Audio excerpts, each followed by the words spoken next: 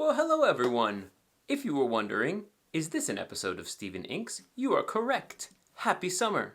It's been a long year and myself and other teachers like me some of us are out on summer break, some of us have to teach summer school, but keeping things on the positive side, I thought I would bring back some videos on this channel with a little retrospective on what is it that I've learned about being an artist this year from my students.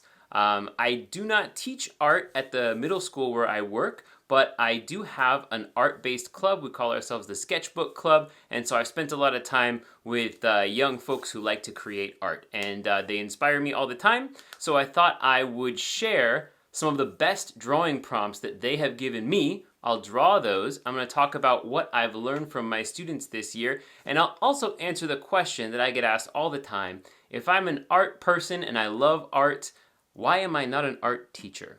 Those things and more in this video. Stick around till the end to find out how you could get one of these postcards mailed to you. I'm excited to share this with you. Let's check it out. So in today's video, I will be drawing with my Kaweco Sport, which is filled with Lamy Agate. Lovely gray color. I will also be using my Twsbi Diamine 580 ALR, which has been filled with Noodlers Walnut, another lovely brown colored ink, and also my Jinhao 82, which I think is filled with Diamine Sapphire Blue, but I can't be 100% sure because it was a while ago and I've just got a little bit left. So with that out of the way, hope you enjoy, and let's get started with the drawing part.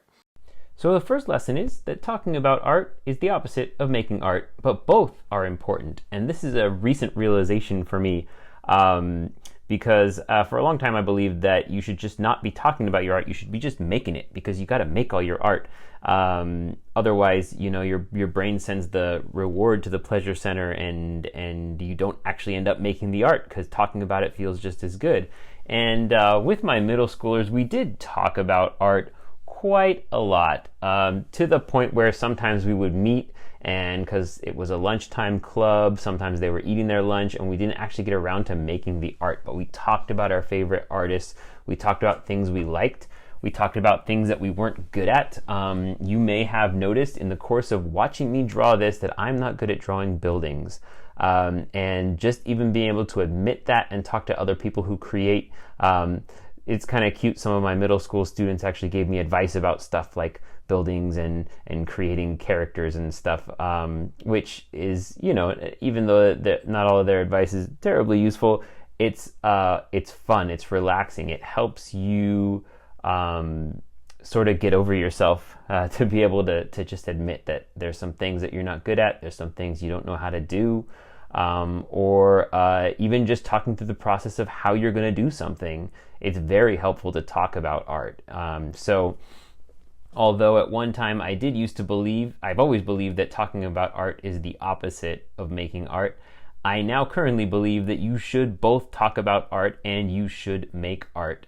And that is how artists can make friends and actually build relationships with one another, which is one of the best things that I had about having an art club on campus at my school in this last year. It just made things more, it made art more engaging and interesting to be a part of, to be able to talk about what you were doing with others, and it also helps you solidify in your mind what it is that you're actually creating, because sometimes we can know clearly what we're making, but it's just nebulous inside of our heads. So getting it out into words is, I think it can be a very important and key part of your process. So I don't know.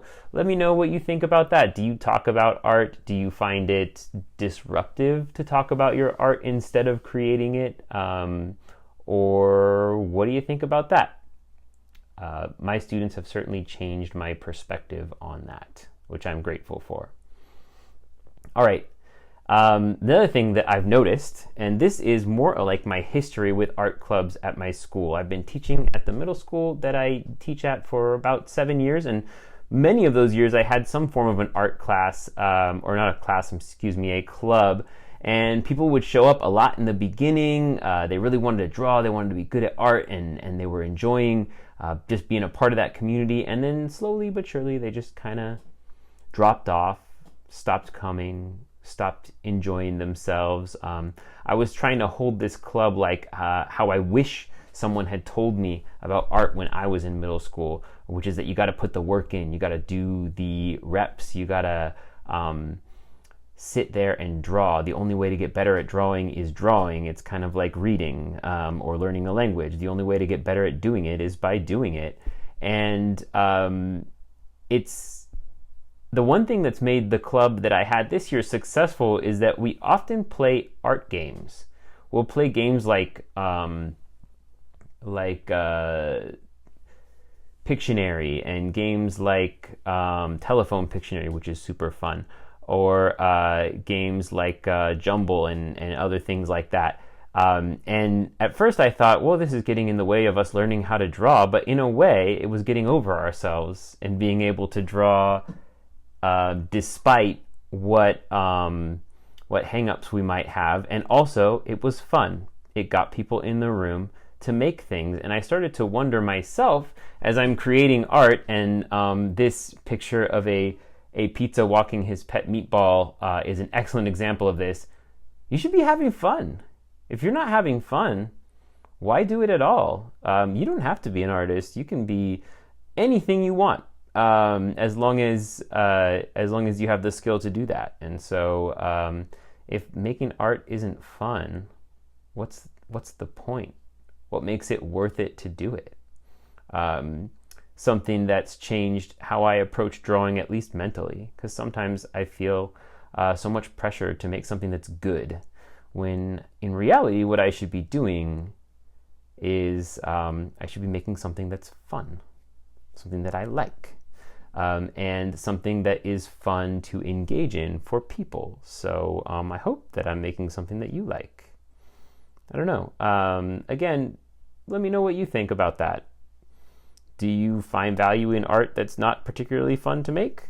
I think that I used to, but now it just seems so pointless to not be enjoying what I'm doing and to be excited and to find it very fun. All right. Final thought that I've had, and this one is, I think it's the most important one, because if you're someone who's looking to get better at drawing, you're looking to create art, it's not very helpful if you look at somebody doing something and it looks like magic. And I'm fully aware that social media makes this worse. Least of all, YouTube. You're watching me complete this drawing of a space cat over, I want to say, 3 separate days when I had 15-20 minutes here or there to spare. This is actually the second version of this drawing, because the first one I drew I hated and I gave up. And indeed, of course, as you can tell, this is a time lapse, which kind of looks a little bit magical, like I'm just filling in all these lines, not pausing every minute or so going, oh, what am I doing? Oh, I don't know. What if people find out that I don't know what I'm doing, when I don't know what I'm doing most of the time when I sit down to draw? I noticed this pattern in a lot of my students, where they would see me drawing something and they'd think, oh, how do I draw like that? And the answer is you just draw, and then you continue to improve through the process of drawing. And I've even had students say in the past, oh, I could never do that. I will never be able to be that good. And there's no such thing as good. It's very frustrating to me to see young people, but even people my age and even older than me, think that what I can do is some kind of magic, and it's not. The combined effort of just paying attention to what I'm doing, lots of practice, and making a bunch of bad drawings that I don't like in order to make the one that I do. And of course, on this channel, being no different from any other YouTube channel, you're really only seeing the stuff that I want you to see. That's what editing is about. I mean, this video would be way too long if I showed my entire process from start to finish, including the stuff that I didn't like, the stuff that I decided I wasn't going to show you. And so, yeah, just keep plugging away at it. It's not magic. It's a bunch of hard work. All right. And last but not least, this particular prompt is actually a cheat because I said I was going to just use prompts that my students have given me, but this last year, I think it was even the last week that we met as a club, I gave a prompt to a student and his response, like thing that he drew, was so good that I just wanted to do my version of it, so I'm cheating a little bit on my own prompt. Hope you forgive me. But the prompt was, make a unicorn and put something else on its horn, your choice about what that would be. And so in about 10 minutes, while eating his lunch, this kid sat down and drew this little sketch, and it was, in my opinion, hilarious, and I still think about it. He let me keep it. This is my version of it. Of course, took me longer than 10 minutes, and it's more detailed than I could do during a little lunchtime activity, but I hope you enjoy it. I hope you like it. And what I'm actually also going to talk about is why don't I teach art? And I think it actually has more to do with, this is a question that I get all the time from students in my classes. They see me drawing, or students at lunchtime in my club. Why aren't you an art teacher? Other art teachers ask me this too. I think it has to do with the love for art, because I love it so much. I don't really want to force other people to learn it. I think it's something you should willingly engage in. And so when I teach my classes, I teach science. I also teach engineering and computer and technology, that kind of stuff.